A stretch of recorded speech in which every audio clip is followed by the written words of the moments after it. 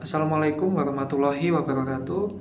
Selamat pagi, siang, sore, dan malam untuk Pak Vicky dan teman-teman sekalian.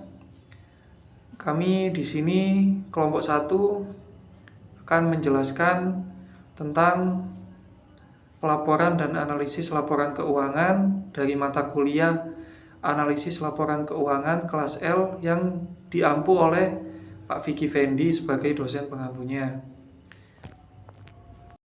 Untuk mempersingkat waktu, mari saya untuk memperkenalkan nama-nama anggota dari kelompok kami. Yang pertama itu ada Ulil Habibullah dengan NPM akhiran 212. Lalu saya sendiri Rahardian Nugroho Wicaksono dengan akhiran NPM 213. Lalu ada Ahmad Haidarafi dengan akhiran NPM 218. Lalu ada Rizal Baktiar dengan akhiran NPM 223. Lalu ada Muhammad Akbar Dwi Ferdianto dengan akhiran 241. Lalu ada Nicholas Bintang dengan akhiran NPM 242. Untuk selanjutnya akan dipresentasikan oleh rekan saya. Baik, untuk materi yang pertama yaitu lingkungan pelaporan. Laporan keuangan merupakan produk yang paling penting dari lingkungan pelaporan keuangan. Informasi dalam laporan keuangan dinilai relatif terhadap kebutuhan informasi pengguna laporan keuangan dan sumber informasi alternatif seperti data ekonomi dan industri, laporan analis, dan pengungkapan sukarela oleh manajer. Selanjutnya yaitu laporan keuangan wajib. Laporan keuangan wajib merupakan bagian terpenting dari proses pelaporan keuangan. Laporan keuangan wajib dibagi menjadi 3, yaitu laporan keuangan, pengumuman laba, dan laporan wajib lainnya.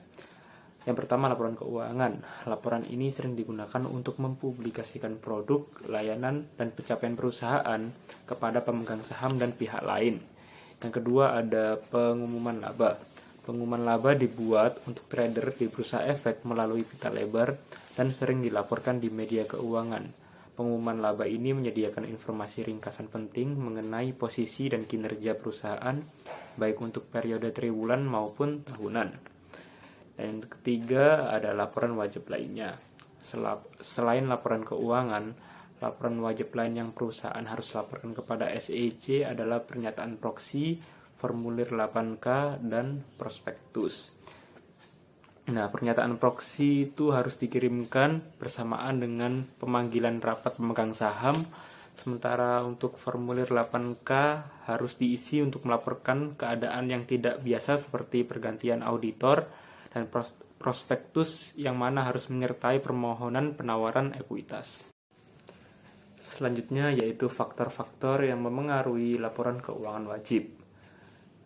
Faktor-faktor yang mengaruhi laporan keuangan wajib ada 4. Yang pertama yaitu Generally Accepted Accounting Principles atau GAAP.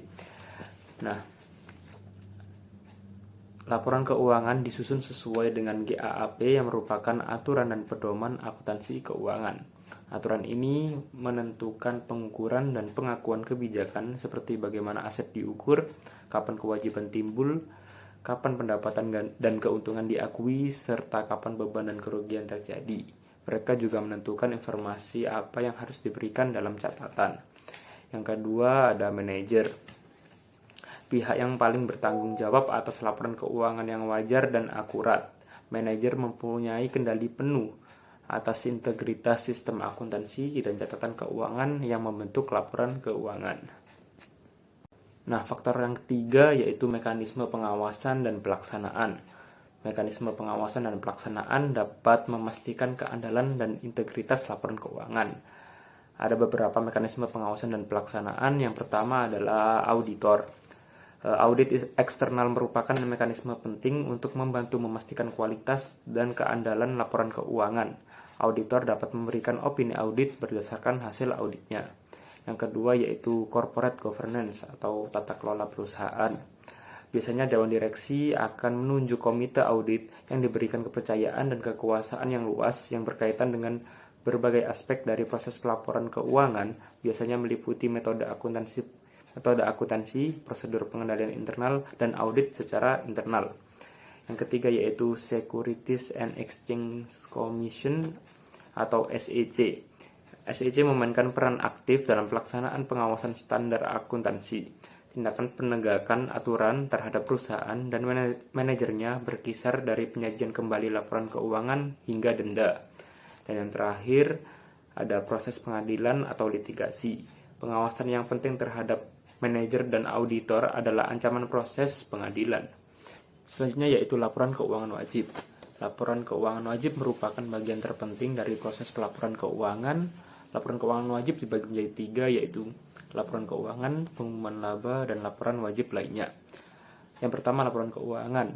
Laporan ini sering digunakan untuk mempublikasikan produk, layanan, dan pencapaian perusahaan kepada pemegang saham dan pihak lain. Yang kedua, ada pengumuman laba. Pengumuman laba dibuat untuk trader di bursa efek melalui pita lebar dan sering dilaporkan di media keuangan. Pengumuman laba ini menyediakan informasi ringkasan penting mengenai posisi dan kinerja perusahaan, baik untuk periode triwulan maupun tahunan. Dan yang ketiga ada laporan wajib lainnya. Selain laporan keuangan, laporan wajib lain yang perusahaan harus laporkan kepada SEC adalah pernyataan proksi, formulir 8K, dan prospektus. Nah, pernyataan proksi itu harus dikirimkan bersamaan dengan pemanggilan rapat pemegang saham, sementara untuk formulir 8K harus diisi untuk melaporkan keadaan yang tidak biasa seperti pergantian auditor, dan prospektus yang mana harus menyertai permohonan penawaran ekuitas. Oke, selanjutnya ada sifat dan tujuan akuntansi keuangan. Akuntansi keuangan memiliki aturan-aturan khusus untuk mengukur dan melaporkan kinerja keuangan suatu perusahaan. Aturan ini sangat penting sebelum mengambil keputusan bisnis, baik itu investor, kreditur, atau bahkan manajemen untuk perusahaan sendiri. Kemudian ada kualitas informasi akuntansi, yaitu informasi akuntansi yang bagus itu harus relevan dan bisa dipercaya. Relevan artinya informasinya berguna buat pengambilan keputusan, misalnya laporan keuangan triwulan. Selanjutnya ada prinsip akuntansi. Prinsip akuntansi dalam akuntansi akrual, pendapatan diakui pada saat diperoleh dan beban pada saat terjadi. Terlepas dari penerimaan atau pembayaran tunai, basis akrual bisa dibilang adalah fitur akuntansi modern yang paling penting namun juga kontroversial. Selain itu, ada juga konsep biaya historis dan nilai wajar. Biaya historis adalah nilai dari transaksi aktual yang telah terjadi di masa lalu, maka akuntansi biaya historis disebut juga dengan akuntansi berbasis transaksi. Yang kedua ada nilai wajar. Nilai wajar adalah perkiraan nilai ekonomi saat ini dari suatu aset atau aset liabilitas. Konsep lain yang penting, yang pertama ada materialitas. Materialitas adalah ukuran seberapa penting sebuah kesalahan dan ketidakakuratan dalam laporan keuangan. Jika kesalahan itu cukup signifikan sehingga bisa memengaruhi keputusan seseorang yang mengandalkan informasi tersebut, maka kesalahan itu dianggap material. Dan yang kedua ada konservatisme, yaitu prinsip konservatisme dalam akuntansi mengharuskan perusahaan lebih berhati-hati dalam mengakui keuntungan, namun segera mengakui kerugian. Tujuannya adalah untuk menghindari penyajian kondisi keuangan perusahaan yang terlalu optimis. Meskipun akuntansi keuangan berperan penting dalam penyajian informasi keuangan perusahaan, terdapat beberapa keterbatasan. Salah satu keterbatasan utamanya adalah sifat historis laporan keuangan yang mungkin tidak selalu mencerminkan kondisi perusahaan yang secara real time. Selain itu, perbedaan dalam penerapan kebijakan akuntansi antar perusahaan dapat mempengaruhi kualitas dan keterbandingan informasi yang disajikan. Selanjutnya adalah Actual Accounting of Accounting. Di bagian ini menyajikan evaluasi krisis akuntansi aktual. Kami membahas relevansi dan pentingnya aktual, kelemahan dan keterbatasannya, serta implikasinya. Lalu ada actual accounting diilustrasikan. Asumsikan bahwa Anda menjual kaos cetak seharga $10 per buah dengan riset bahwa Anda dapat membeli kaos polos dengan harga $5 masing-masing. Kaos dari iklan Anda mendapat 100 pesanan kaos dan menginvestasikan $700 untuk usaha ini. Pada minggu pertama, pelanggan dengan total pesanan 50 kaos membayar 25 kaos terlebih dahulu. Dengan sisa pembayarannya dilakukan minggu depan. Catatan akuntansi kas pada akhir minggu pertama ini adalah sebagai berikut. Yang pertama adalah tanda terima. laporan arus kas dengan penjualan kaos $250, lalu pembelian kaos 500, pembelian layar 100, biaya pencetakan 75 dengan total 675. Lalu 250 tadi dikurangkan dengan 675 dengan total minus 425. Lalu ada neracanya dengan aktiva $275. Lalu ekuitas awalnya 700 dikurangkan dengan jumlah arus kas keluar bersih yang sebanyak 425 dengan jumlah ekuitas 275. Nah, di sini catatan akuntansi menunjukkan Anda kehilangan uang. Saldo mengkonfirmasi kerugian tunai 425, artinya Anda memulai dengan $700 dan sekarang memiliki 275. Keputusan untuk melanjutkan usaha ini yaitu Anda memberikan biaya per kaos dengan asumsi penjualan 100 kaos, $5 untuk kaos polos, $1 untuk sablon, dan 0,75% untuk pencetakan. Ini menghasilkan total biaya $6,75 per kaos dengan harga $10 untuk mengharapkan keuntungan 3,25 per kaos. Namun akun Anda menunjukkan bahwa Anda kehilangan uang. Dari slide sebelumnya, bagaimana ini bisa terjadi? Yang pertama, Anda belum mengakui pendapatan apapun dari 25 kaos yang telah terjual. Lalu yang kedua, Anda telah memperlakukan semua kaos yang dibeli sebagai pengeluaran. Lalu yang ketiga, semua pembelian layar dan pencetakan kaos membebankan biaya sebagai beban. Untuk mempertimbangkan faktor-faktor ini menunjukkan bahwa Anda benar-benar mendapatkan untung 162,5 di minggu pertama adalah sebagai berikut. Dari income statement-nya, penjualan kaos $500, lalu pengeluarannya harga kaos yang $250, penyusutan layar $50, dan biaya pencetakan 37,5. Jika ditotalkan menjadi 337,5. Lalu pendapatan bersihnya 500 dikurangi 337,5 menjadi 162,5. Nah, kita menuju ke neraca dengan aktivanya kas 275, persediaan kaos 337,5, piutang $250 dengan jumlah aset 862,5. Lalu ekuitas awal yang sebesar 700 ditambahkan dengan pendapatan bersih yang sebesar 162,5 dengan jumlah ekuitas banyak 862,5. Begitu. Selanjutnya adalah accrual accounting framework. Accrual konsep sendiri adalah akuntansi accrual bertujuan untuk mengonfirmasikan kepada pengguna tentang konsekuensi aktivitas bisnis terhadap arus kas masa depan perusahaan sesegera mungkin dengan tingkat kepastian yang wajar. Lalu accrual dan arus kas. Yang pertama adalah arus kas operasi. Arus kas operasi mengacu pada uang tunai dari aktivitas operasi perusahaan yang sedang berlangsung. Lalu yang kedua adalah arus kas bebas, yaitu arus kas bebas ke perusahaan mencerminkan efek tambahan dan investasi dan divestasi aset operasi. Didefinisikan secara ketat, akrual adalah jumlah penyesuaian akuntansi yang membuat laba bersih berbeda dari arus kas bersih. Apa yang termasuk dalam akrual tergantung pada definisi arus kas. Arti paling umum dari akrual adalah penyesuaian akuntansi yang mengubah arus kas operasi menjadi laba bersih. Hal ini menghasilkan sebuah identitas baru, yaitu net income sama dengan operating cash flow ditambah akrual. Nah, selanjutnya adalah accrual. Dari accrual accounting framework adalah accrual accounting reduce timing and matching problem. Di sini perbedaan antara akuntansi accrual dan akuntansi kas terletak pada pengaturan waktu dan pencocokannya. Akuntansi accrual mengatasi masalah waktu dan pencocokan yang melekat dalam akuntansi kas. Masalah waktu mengacu pada arus kas yang terjadi bersamaan dengan aktivitas bisnis yang menghasilkan arus kas tersebut. Lalu ada accrual proses. Proses accrual terdiri dari dua prinsip. Yang pertama, revenue recognition atau pengakuan pendapatan. Nah, di sini diakui pada saat diperoleh dan telah terrealisasi atau dapat direalisasikan. Pendapatan diperoleh ketika perusahaan mengirimkan produk atau jasanya. Lalu yang kedua, expense matching atau pencocokan biaya. Akuntansi akrual menentukan bahwa pengeluaran dicocokkan dengan pendapatan terkait. Proses pencocokan ini berbeda untuk dua jenis pengeluaran utama. Beban yang timbul dalam produksi suatu produk atau jasa disebut biaya produk, diakui pada saat produk atau jasa diserahkan. Lalu ada short and long term akrual. Akrual jangka pendek. ada dua, akrual jangka pendek dan jangka panjang. Untuk akrual jangka pendek mengacu pada perbedaan waktu jangka pendek antara pendapatan dan arus kas. Hal yang satunya akrual jangka panjang timbul dari kapitalisasi. Selanjutnya yaitu mengenai pembahasan relevansi dan keterbatasan akuntansi akrual.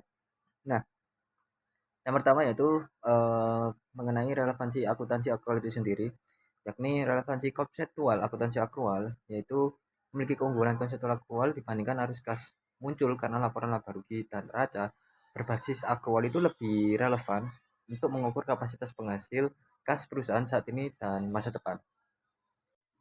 Nah, selanjutnya relevansi akuntansi akrual itu dibagi menjadi dua.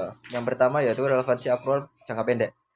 Akrual jangka pendek itu meningkatkan relevansi akuntansi dengan membantu mencatat pendapatan saat diperoleh dan pengeluaran aset terjadi.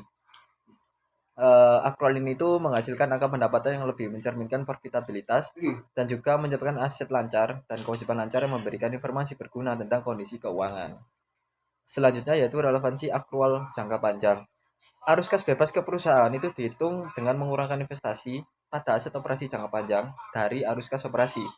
Investasi semacam itu menimbulkan masalah bagi arus kas bebas. Nah, ada kedua masalah. Yang pertama yaitu investasi ini biasanya berukuran besar dan jarang terjadi.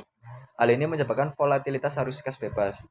Nah, volatilitas arus kas bebas ini merujuk pada tingkat fluktuasi atau perubahan yang tidak stabil pada jumlah arus kas bebas dari waktu ke waktu.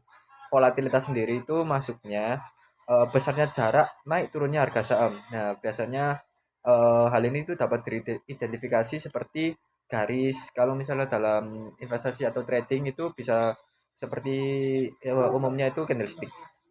Nah, yang kedua yaitu arus kas bebas memperlakukan pertumbuhan modal dan penggantian modal secara sinonim. Selanjutnya yaitu keterbatasan relevansi akuntansi akrual. Nah, pada fase pertumbuhan, perusahaan itu banyak berinvestasi, sehingga arus kas investasinya negatif dan arus kas bebas cenderung negatif juga. Saat perusahaan mencapai kematangan, investasi berkurang dan aset mulai dijual.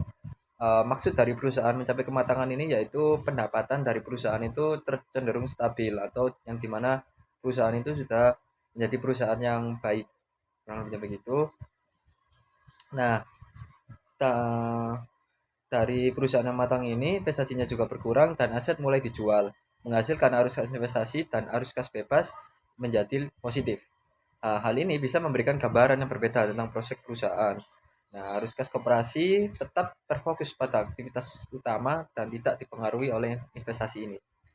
Ada 3 hal keterbatasan dalam relevansi akuntansi akrual, yakni terkait kinerja keuangan, yang dimana pengakuan pendapatan dan pencocokan biaya menghasilkan angka pendapatan lebih unggul dibandingkan arus kas untuk mengevaluasi kinerja keuangan.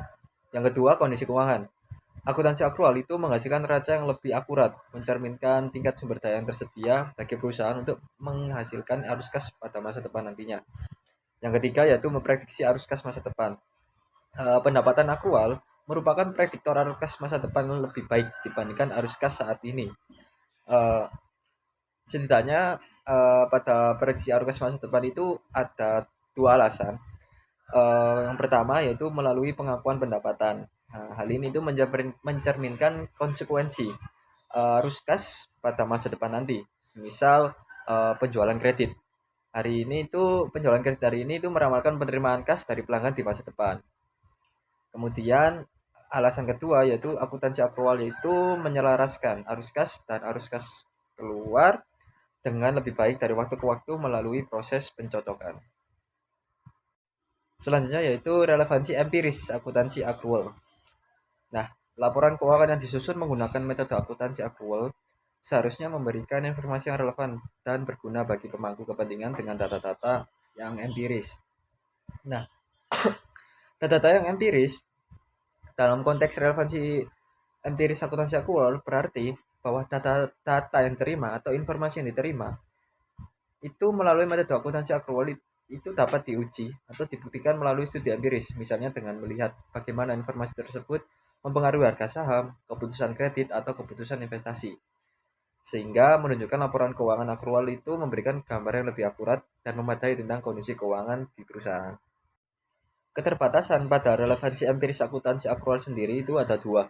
Yang pertama, arus kas dianggap lebih dapat diandalkan secara empiris untuk menilai kesehatan keuangan perusahaan secara nyata, terutama dalam hal likuiditas dan kemampuan untuk memenuhi kewajiban jangka pendek. Nah, laporan akurat itu mungkin tidak sepenuhnya relevan atau mencerminkan kondisi nyata sebuah perusahaan karena mengandalkan asumsi, estimasi, dan penyesuaian non-kas. Misalnya, perusahaan yang melaporkan laba besar menurut akuntansi akrual itu mungkin kesulitan membayar tagihan jika arus kasnya negatif. Kemudian keterbatasan yang kedua yaitu angka akuntansi akrual dapat mengalami distorsi akuntansi karena peraturan akuntansi yang sewenang-wenang dan kesalahan estimasi serta metode akuntansi alternatif bersamaan dengan manajemen laba itu mengurangi daya banding dan konsistensi angka akuntansi akrual. Kemungkinan besar hal ini itu terjadi karena analisis atau penilaian keuangan yang mengabaikan fakta-fakta dan penyesuaian akuntansi untuk menghasilkan hasil yang salah. Misalnya metode penilaian yang hanya menggunakan rasio harga terhadap pendapatan yang dihitung menggunakan pendapatan yang dilaporkan itu kurang efektif. Di sini saya akan menjelaskan tentang konsep pendapatan dari sudut pandang perspektif ekonomi dan akuntansi. Kalau dari sudut pandang ekonomi sendiri, pendapatan mencerminkan peningkatan kekayaan secara keseluruhan yang dialami oleh pemilik perusahaan dalam suatu periode. Ini mencakup segala bentuk keuntungan termasuk kenaikan nilai aset yang dimiliki perusahaan meskipun belum tentu direalisasikan secara kas. Konsep pendapatan ekonomi ini lebih luas dan komprehensif karena mencakup seluruh aspek pertumbuhan nilai perusahaan. Lalu untuk dari perspektif atau sudut pandang akuntansi, pendapatan yang diakui lebih terbatas pada arus masuk kas atau aset lain yang timbul dari aktivitas utama perusahaan dalam satu periode. Pendapatan akuntansi mengikuti prinsip-prinsip akuntansi yang berlaku umum seperti prinsip pengakuan pendapatan untuk memastikan bahwa pendapatan yang dicatat telah memenuhi kriteria tertentu. Dan untuk perbedaan utama dari kedua sudut pandang pendapatan ini itu terletak pada waktu pengakuan dan lingkup pendapatan.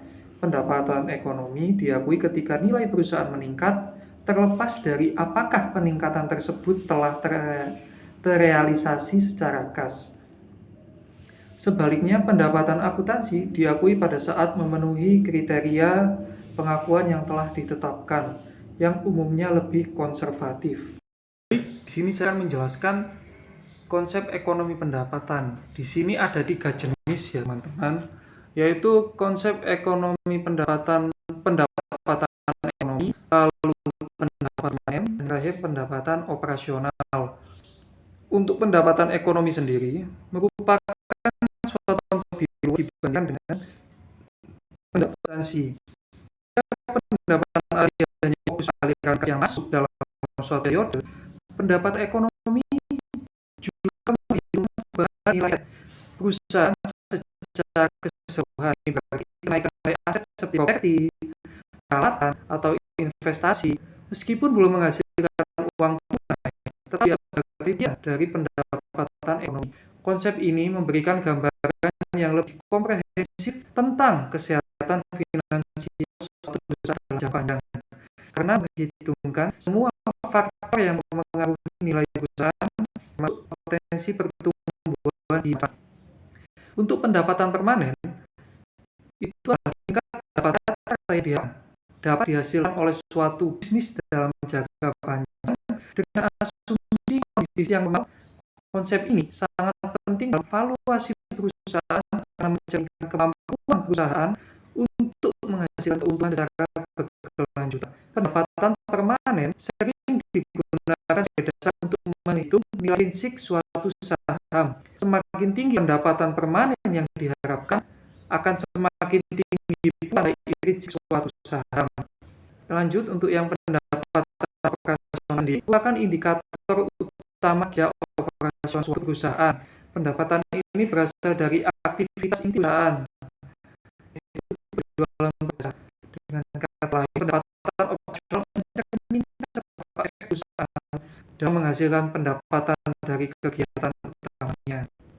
pendapatan operasional tidak termasuk pendapatan yang berasal dari aktivitas non-operasional seperti pendapatan bunga, dividen, atau keuntungan dari penjualan. Analisis terhadap tren pendapatan dapat memberi gambaran tentang pertumbuhan perusahaan dan kemampuannya menghasilkan keuntungan secara berkelanjutan.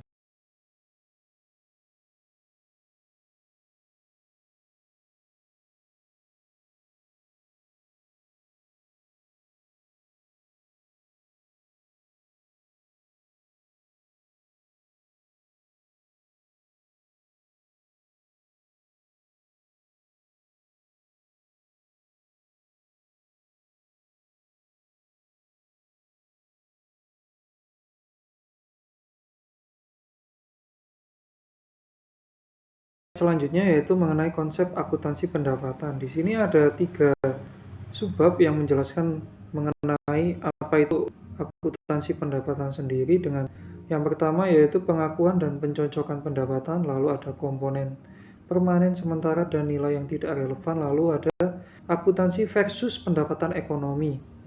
Di sini yang pertama yaitu pengakuan dan pencocokan pendapatan direalisasikan atau tidak dapat direalisasikan.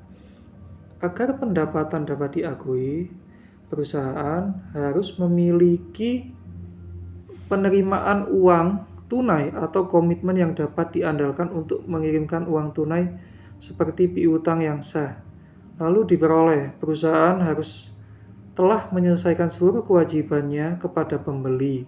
Artinya proses perolehan harus selesai dengan tuntas. Lanjut untuk akuntansi versus pendapatan ekonomi. Di sini ada 5 perbedaan, yaitu akuntansi versus pendapatan ekonomi sendiri, lalu biaya historis, dasar transaksi, konservatisme, dan manajemen laba. Lalu ada komponen permanen, sementara, dan nilai yang tidak relevan. Di sini ada komponen permanen, komponen transisi, lalu yang terakhir yaitu nilai komponen yang tidak relevan. Implikasi analisis yaitu mengenai tentang penyesuaian terhadap pendapatan. Jadi untuk yang pertama yaitu pendapatan permanen. Untuk memperoleh gambaran yang lebih akurat mengenai kemampuan menghasilkan pendapatan suatu perusahaan dalam jangka panjang, seorang analis harus memisahkan komponen permanen dan beradaptasi dengan komponen tengah. Komponen permanen menunjukkan aktivitas bisnis di perusahaan yang diharapkan terus berlanjut di masa depan, penjualan produk utama atau layanan ini. Komponen sementara ini di sisi lain berasal dari peristiwa atau transaksi yang bersifat sekali atau tidak mencerminkan kondisi operasional perusahaan, misalnya keuntungan atau kerugian dari penjualan aset tetap. Selanjutnya untuk pendapatan ekonomi. Konsep pendapatan ekonomi mencakup semua perubahan nilai kekayaan milik perusahaan salah satu periode. Oleh karena itu, untuk menghitung pendapatan ekonomi, seorang analis harus memasukkan komponen pendapatan baik yang bersifat berulang maupun tidak berulang. Pendekatan inklusif ini berbeda dengan pendekatan yang digunakan dalam menghitung penghasilan permanen di mana komponen saja dieliminasi. Misalkan sebuah perusahaan oleh keuntungan dari penjualan tetap mengalami depresiasi aset. Dan itu pendapatan ekonomi baik untuk penjualan aset maupun depresiasi aset akan dimasukkan dalam perhitungan. Yang keduanya mencerminkan perubahan dalam nilai kekayaan perusahaan. Lalu untuk penyesuaian untuk pendapatan operasional, pendapatan operasional ini mencari hasil dari aktivitas bisnis inti perusahaan.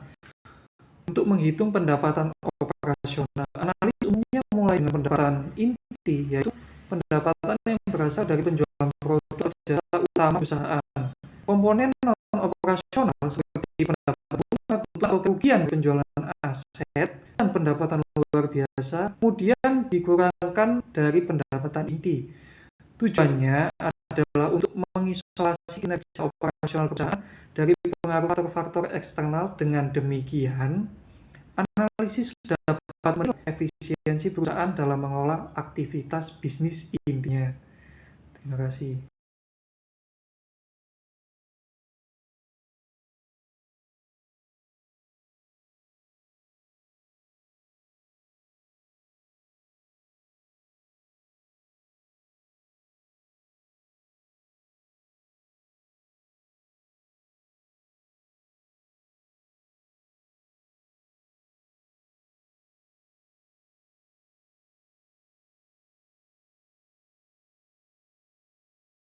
Baik, selanjutnya ada akuntansi nilai wajar.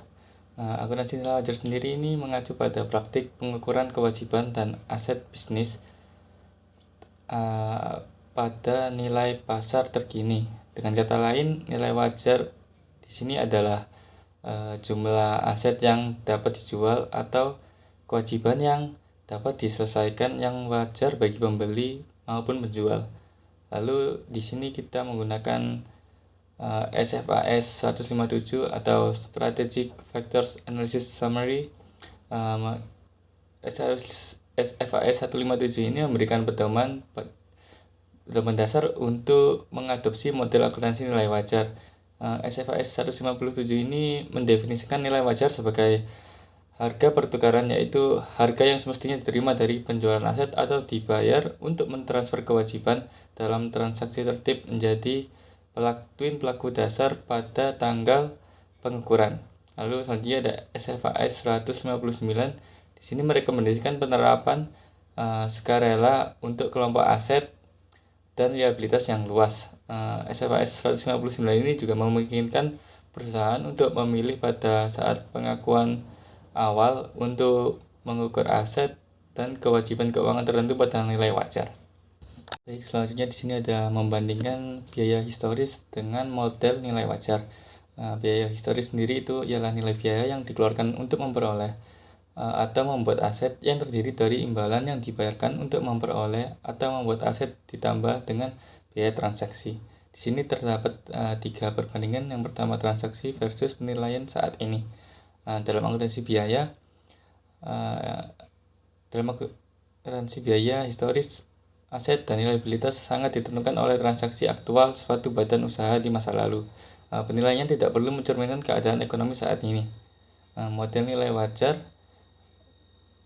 sedangkan pada nilai wajar jumlah aset atau liabilitas ditentukan oleh nilai terkini dengan menggunakan asumsi pasar. Penilaian tidak perlu didasarkan pada sebuah transaksi yang sebenarnya. Lalu selanjutnya berbasis biaya versus pasar. Penilaian biaya historis terutama ditentukan oleh biaya yang dikeluarkan oleh bisnis, sedangkan berdasarkan model nilai wajar, penilaian pasar atau asumsi berbasis pasar. Misalnya seperti ini, persediaan barang jadi berdasarkan model biaya historis terutama akan mencerminkan biaya produksi barang tersebut, sedangkan berdasarkan model nilai wajar akan mencerminkan harga jual bersihnya, yaitu nilai yang bersedia dibayar pasar untuk barang tersebut. Yang ketiga ada pendapatan alternatif. Berdasarkan model biaya historis, pendapatan ditentukan dengan mencocokkan biaya dengan pendapatan yang diakui yang harus terrealisasi dan diperoleh. Sedangkan berdasarkan model nilai wajar, pendapatan ditentukan hanya dengan berdasarkan pendapatan bersih pada perubahan nilai wajar aset dan liabilitas.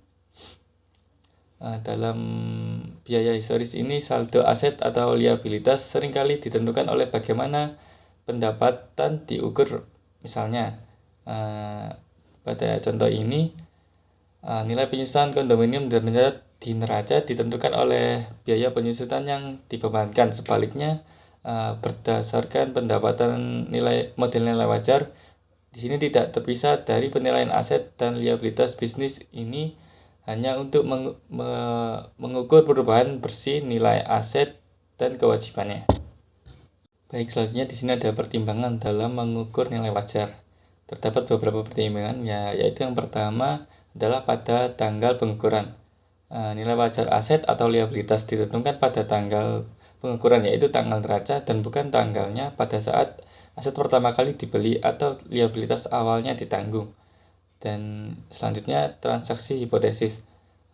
Transaksi yang menjadikan dasar penilaian adalah hipotesis. Tidak ada penjualan aktual atau aset atau pengalihan tanggung jawab yang perlu terjadi. Dengan kata lain, nilai wajar ditentukan seolah-olah aset tersebut dijual pada tanggal pengukuran tersebut.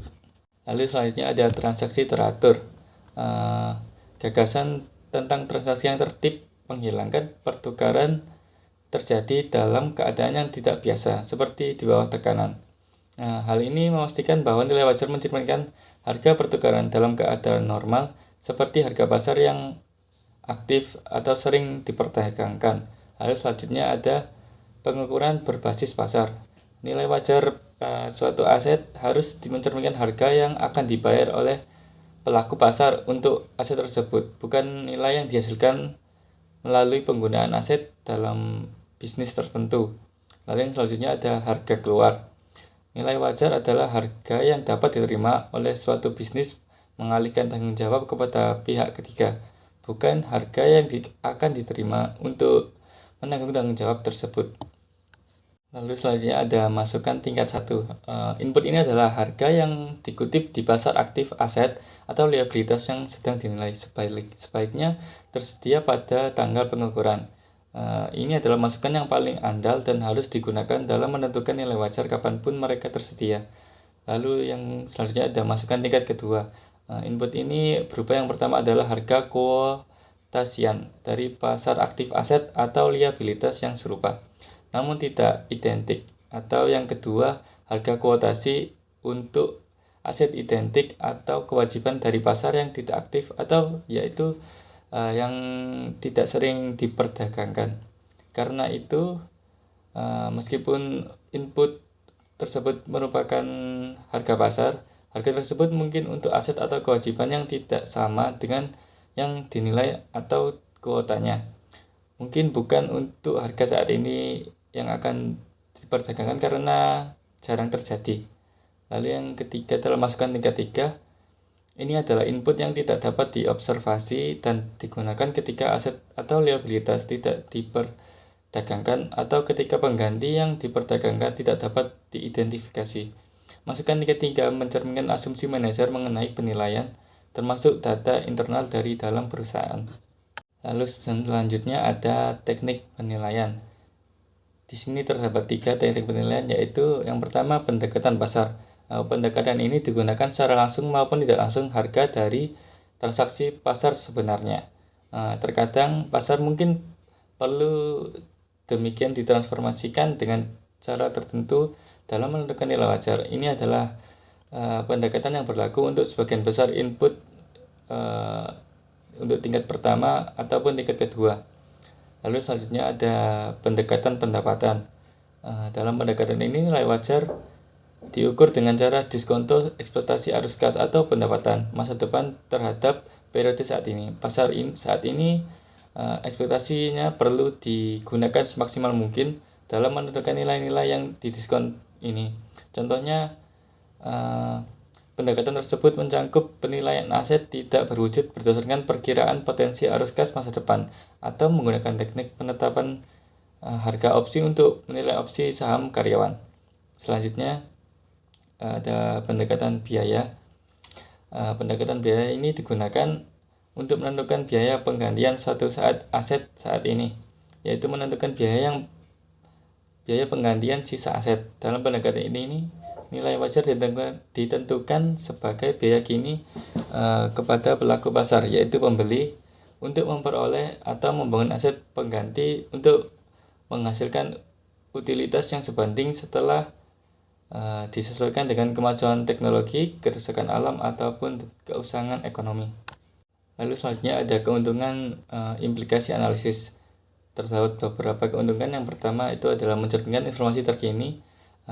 Tidak dapat disangkal bahwa akuntansi nilai wajar mencerminkan informasi terkini mengenai nilai aset dan liabilitas dalam neraca lembaran. Sebaliknya, informasi biaya historis mungkin sudah ketinggalan zaman sehingga menimbulkan hal-hal yang tidak relevan terdapat atau dapat disebut aset atau liabilitas tersembunyi.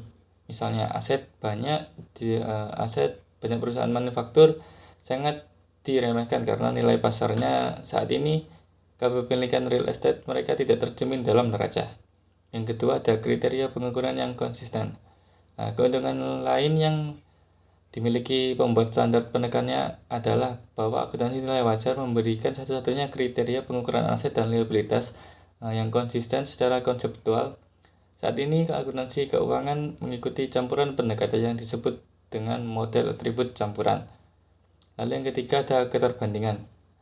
Karena konsistensi dalam cara pengukuran aset dan liabilitas, terdapat pendapat bahwa akuntansi nilai wajar akan meningkatkan daya banding, yaitu kemampuan untuk membandingkan laporan keuangan berbagai perusahaan. Lalu selanjutnya ada kerugian dari implikasi analisis. Di sini terdapat beberapa, yaitu yang pertama objektivitas lebih rendah. Kritik utama terhadap akuntansi nilai wajar adalah bahwa akuntansi tersebut kurang dapat diandalkan karena seringkali kurang objektif. Masalah ini sangat terkait dengan jenis input yang digunakan, meskipun tidak seorang pun dapat mempertanyakan objektivitas masukan dari tingkat pertama. Hal yang sama tidak dapat dikatakan mengenai masukan untuk tingkat yang ketiga. Lalu yang kedua ada kerentanan terhadap manipulasi. Terkait erat dengan rendahnya objektivitas adalah kekhawatiran bahwa akuntansi nilai wajar akan sangat meningkatkan kemampuan manajer untuk memanipulasi laporan keuangan.